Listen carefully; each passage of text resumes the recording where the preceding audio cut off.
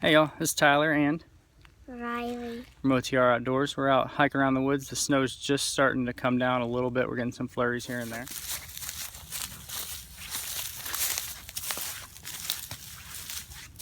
Good job.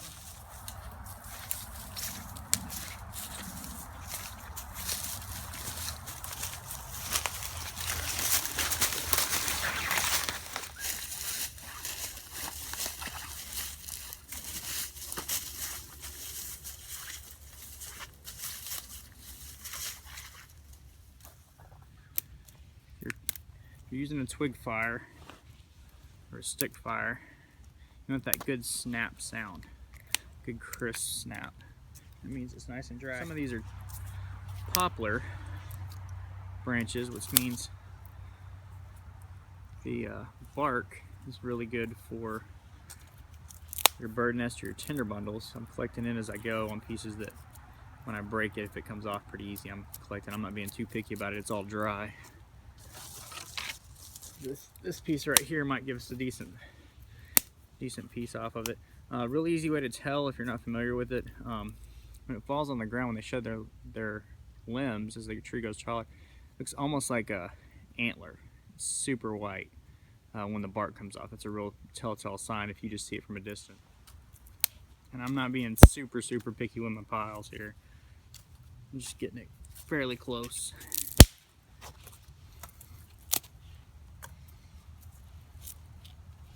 Yeah, add that piece in there. Thank you, ma'am. Oh, grab it. Don't let it fall. Riley's holding their bark for us. There you go.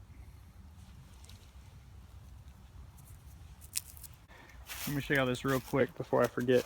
See that really bright white piece right there? That's a piece of poplar. See how it looks almost like antler from a distance? That's a pretty good sized piece. All right, so what I'm gonna do, first of all, it is cold. The high today is like 30.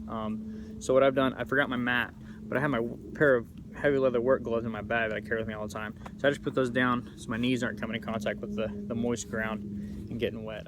So this is actually pretty good bark already. All we're gonna do is take it, twist it up so we get really fine fibers exposed.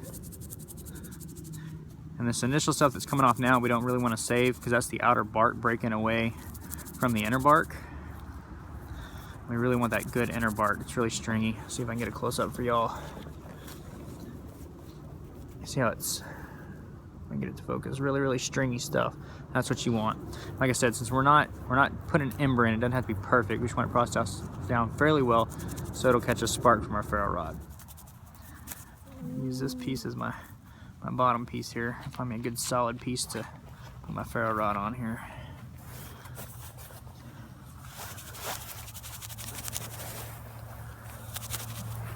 Get some of these fibers exposed really well. I don't want to do ferro rod. I want to do a lighter.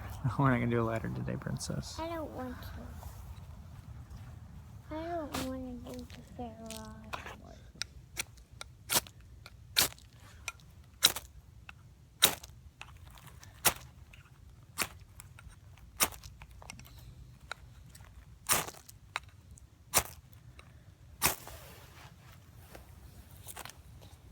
Back up, hang on, let it get going.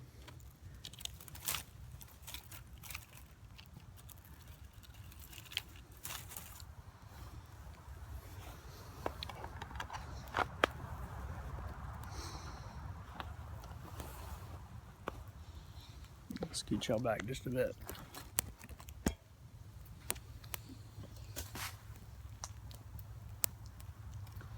Back up a little bit, baby. All right, back up a little bit, please.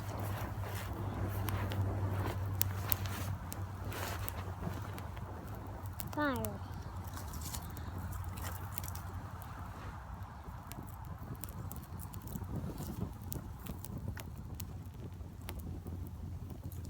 Hey y'all, and we have a burning pine needle. So we're good. Click around.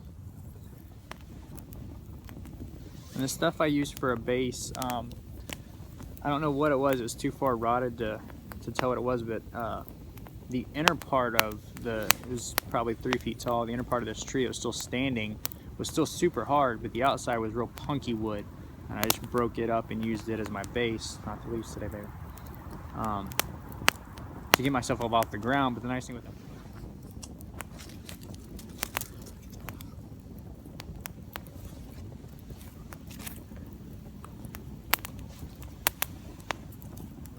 all right, so now we're gonna get our tarp set up. So give me a few minutes to get turned around here, and we'll start with that. All right, y'all, we're working out of the same shelter kit we've been working out of. I'm gonna try a little bit different setup this time with the tarp, because we're kind of limited on space between the two trees in the area I want to set up the camp today. So I'm gonna try something a little bit different. It's gonna be I guess you would call it a diamond configuration, with the difference being, instead of a diamond normally runs with your ridge line, and it still will, and goes from side to side almost like a pup tent. Instead, we're just gonna put an overhang like we did last time, with one point coming over the front, and see how that works out today. So we're gonna use the same knots we've been using, trucker stitch knots. The reason I use the trucker stitch knot is, main reason is because I've used it since I was a kid. I grew up on a farm. One of my uncles showed it to me when I was really young. I've used it for years and years. Let's actually go around the other way here.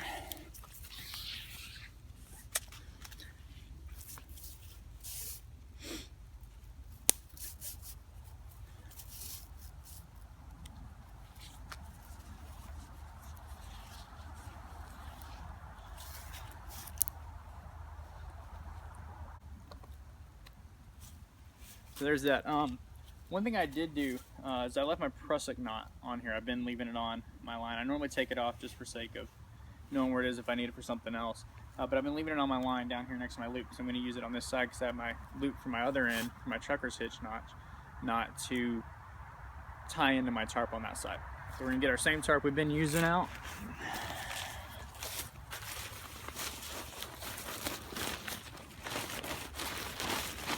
This is a square tarp, so I think basically what we're going to do is go to the second tie-out point.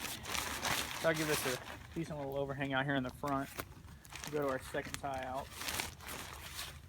Let's see if we got enough room. We may do the third if we got enough room between these two trees. So let's look.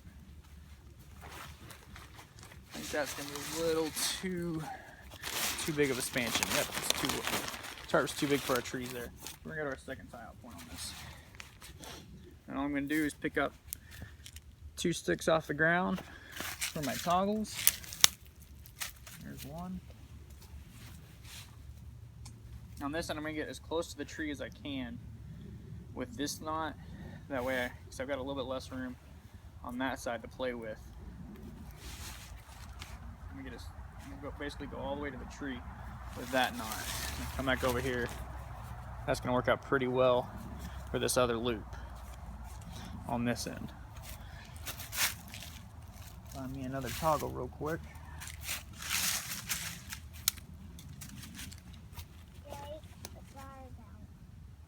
And we'll get going just like. It's not out, it just needs to be poked around a little bit.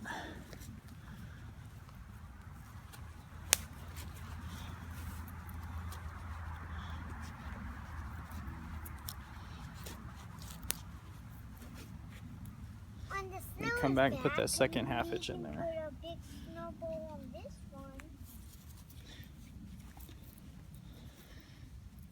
And we're just going to go around and stake out the back 2 sides. I'll give just a little bit of an overhang here in the front, just enough to sit under.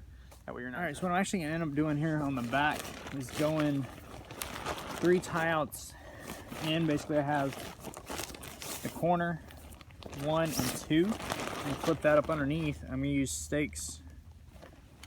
I'm not even going to put any line on these 2 stakes. I'll show you why here in just a minute. Get this stretched out where we want it.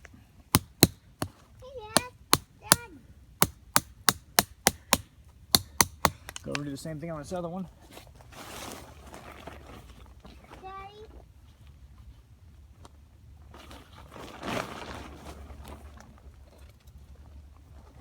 Princess. I love you very much, baby.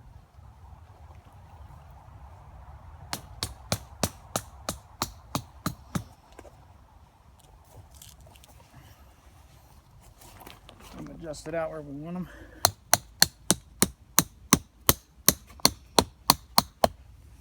we take this front piece that we left hanging over the top, run our line through.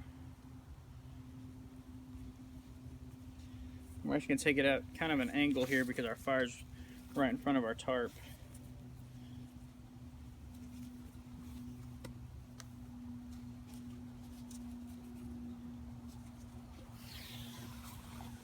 Right over here to this tree, that gets our tie-out line away from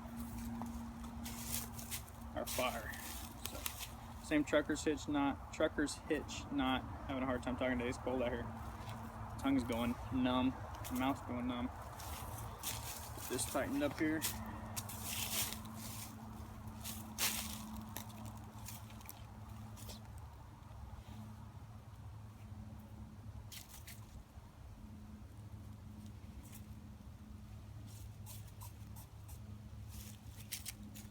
Get our extra line cleaned up so we're not tripping over it. And that's pretty much it, so I'll grab y'all and turn y'all around here.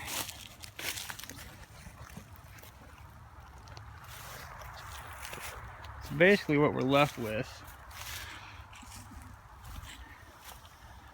is essentially three-sided protection, plus it gives you a little bit of a ground mat in the very back for your pack. If you had a dog with you or a pet or some sort, you sleep on that back space and you have plenty of space still towards the front.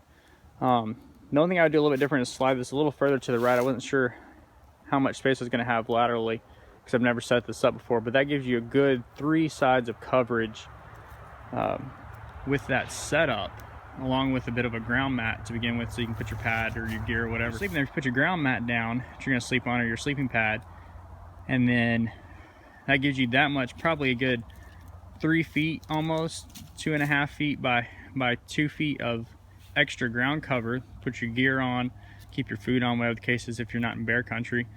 But this shelter, pretty cool little shelter, gives you a nice little space to work out front. Really good at keeping it would be really good at keeping heat in because you're surrounded on 3 sides instead of normally just 2 sides with the regular shelter configuration with the tarp. I'm really liking this. I'm gonna get a side view for y'all so I can really tell. Bringing the sides in like that, it's gonna help trap all that warm air in. And so if you built a self-feeding fire and figured out a way to get the front of that tarp out of your guideline out of the way of your fire, which, I mean, that could be done fairly easily if you just brought it off to one side a little bit more, depending on where you put your fire, and that's going to trap a lot of that warmth in that space, because you've got this basically, you consider this a wall on this side. It's that way on both sides. You still have plenty of room to sit in there without bumping your head, running into anything. Plenty of coverage from the weather.